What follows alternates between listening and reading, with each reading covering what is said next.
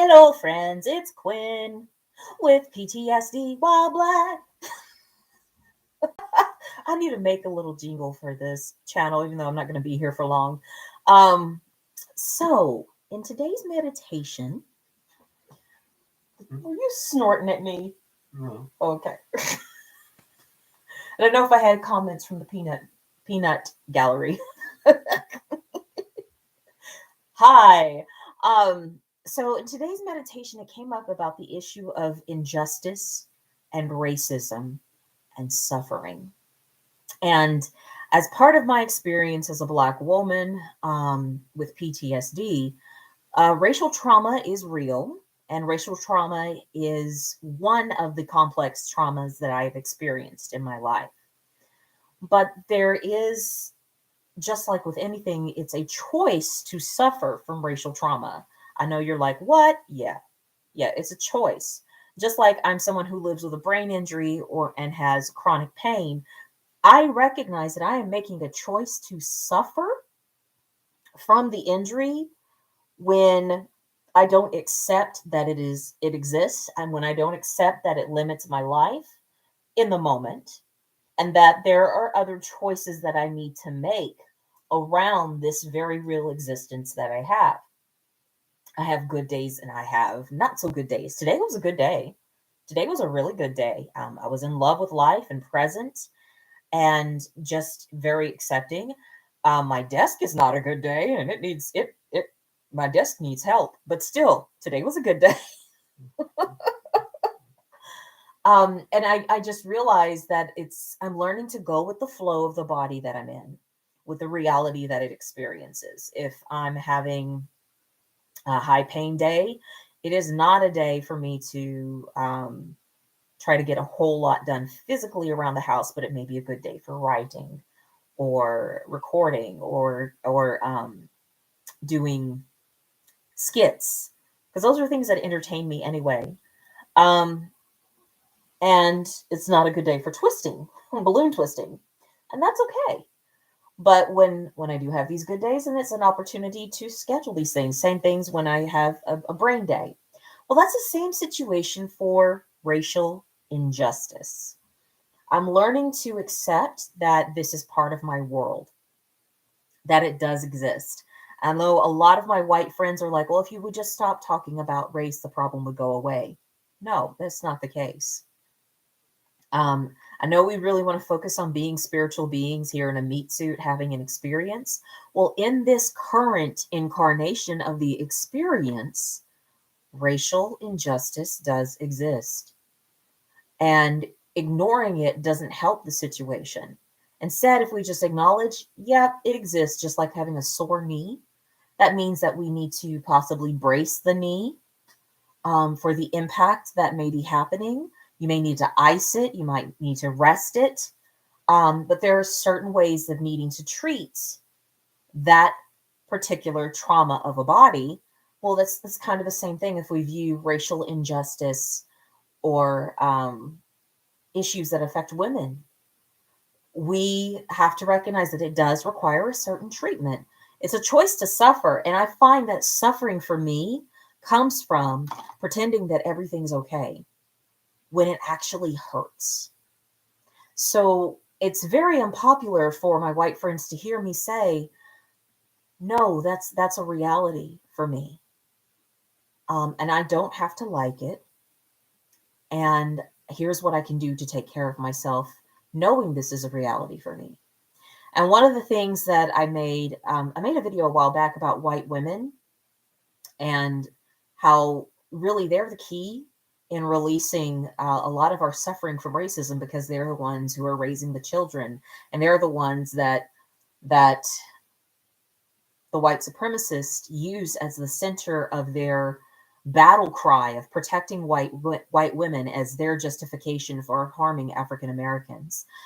Think of Birth of the Nation to be the example. And so many cities and towns and Black lives have been ended because of rumors or stories created about Black people or a Black person looking at a white woman, whistling at a white woman, touching a white woman.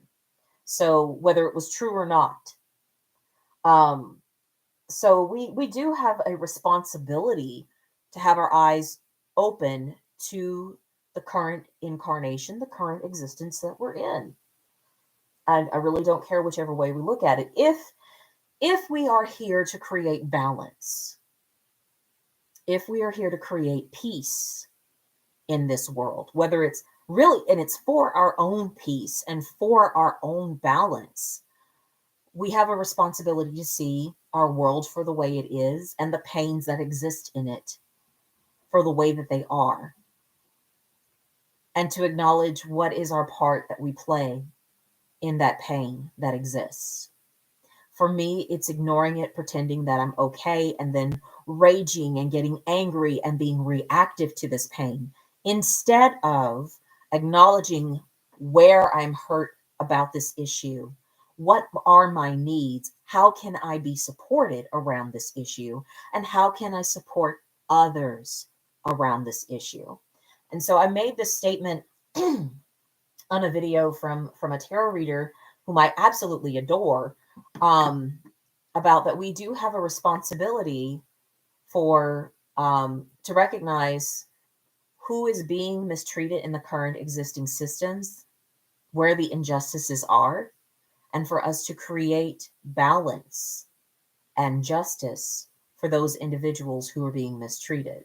So just like for someone who's differently abled, we have a responsibility to put handicap ramps in spaces so that they could be able to easily access a location.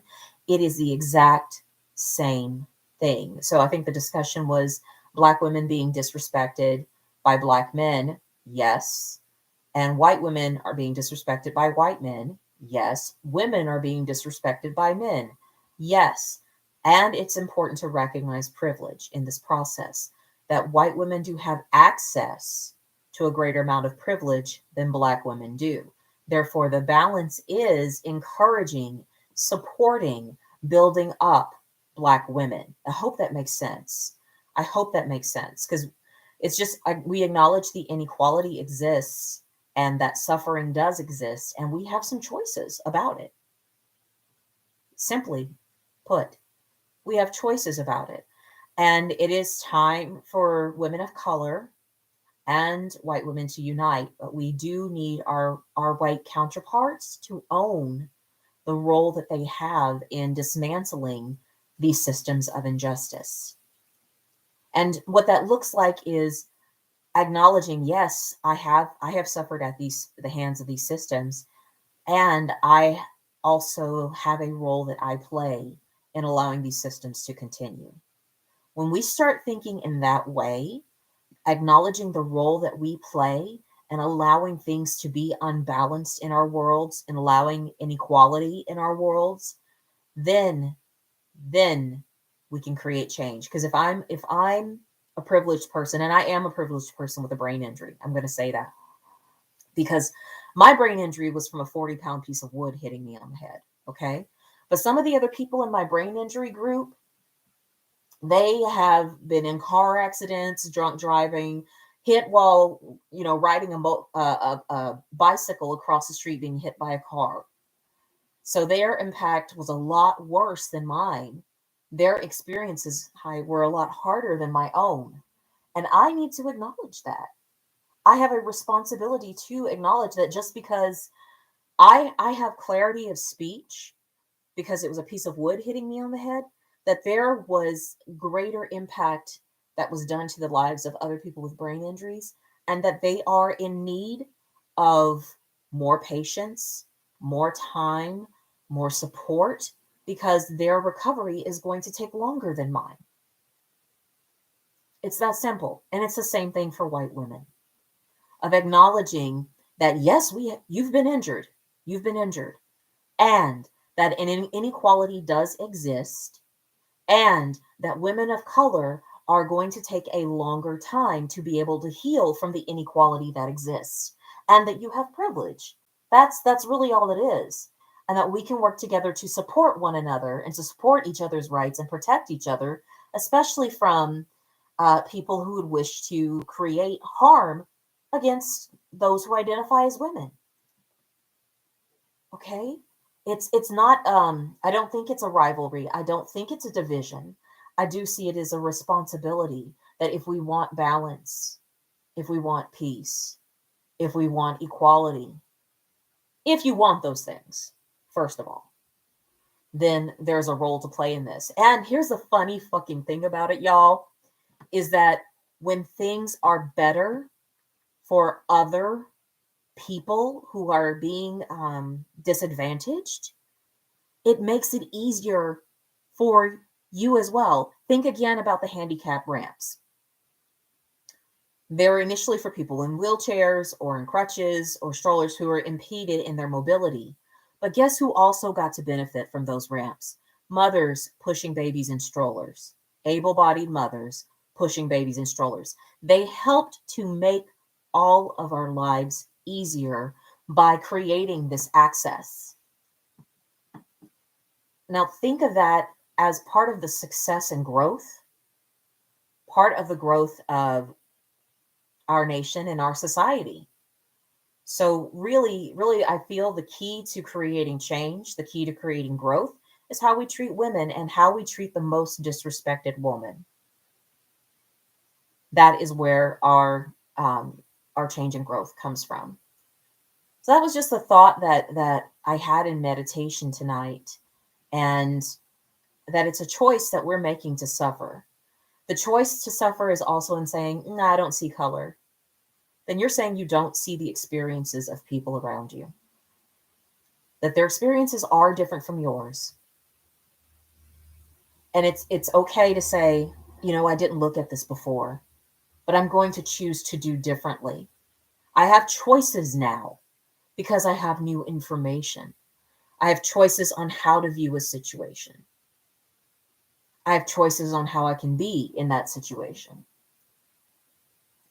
It's just that simple. And I don't know why we complicate it. I know I've complicated it for years, but I'm sitting here going, it's not that big of a deal. And I think because my husband and I, I left an entire section unbraided, but we talk about internalized racist oppression and internalized white supremacy. And I'm going to recommend it's the Western State Center resource for dismantling white supremacy or dismantling racism. I think that's what it's called. And in that, the key to growth of our society is for our members of the dominant culture, in this case in America, it is members of white society, to look at their patterns of being resistant to change and wishing to continue the cycles of oppression. And we continue the cycles when we choose to ignore what's going on. We continue the cycles when we can't admit that we make mistakes, and we focus on doing it on our own on an individualistic level instead of realizing we are part of a community. Community is part of our basic human needs. We're fucking human beings. And trying to separate ourselves from community is what is creating the chaos, is what is creating the suffering. So, yeah, and what's so funny about this whole thing, I am not high. I'm not high. It's not Monday. I haven't taken my CBD. It's just this was a serious download that I received tonight during my meditation. That we suffer, our suffering is a choice. And as a nation, I think of my country that I live in, as a nation, we are trying to profit off of suffering. And that's a model. That's a model that we've done. But what if we profit off of healing? What if it became monetarily interesting or rewarding for healing to actually happen in our nation? I'm going to go in rants because I'm doing my hair, but we have a medical industry that is profiting off of curing people from being sick. We have a pharmaceutical industry that profits off of your illness. Well, what if we're curing the illness of racism, and that cure becomes profitable? That cure creates balance. It creates a new order, a new structure, of how we operate. It creates a win-win. Yes, we've thought that if people are in pain, they're going to seek um, ease. That's one quick way of looking at things. But what if we change the motives of our society to not just be for security or certainty, for variety, but instead the motives are changed to growth and contribution, love and connection, because that is also part of our humanity. Those are parts of our basic human needs. Individualism seeks out fulfilling significance, which is important to a degree, and variety of what one's wealth may bring, or opportunities from privilege. But what if we switched our model to contribution, being part of, being connected, because we've been so disconnected for so long by social media, I think by our lies to each other, our lies about our system and how we're set up as a country. We've been disconnected. So connection becomes a cure. It becomes a profitable cure. But see, this is from a feminine experience, a woman's experience, not from a masculine conquering model. Just a thought. Just a thought. All right, I'm going to go to bed because I get to snuggle my hubby. Ooh, I get all those snuggles. All right. So I hope this was helpful. I just wanted to make sure that this is archived in some kind of way because I think it's a worthwhile thought. Till next time. Peace.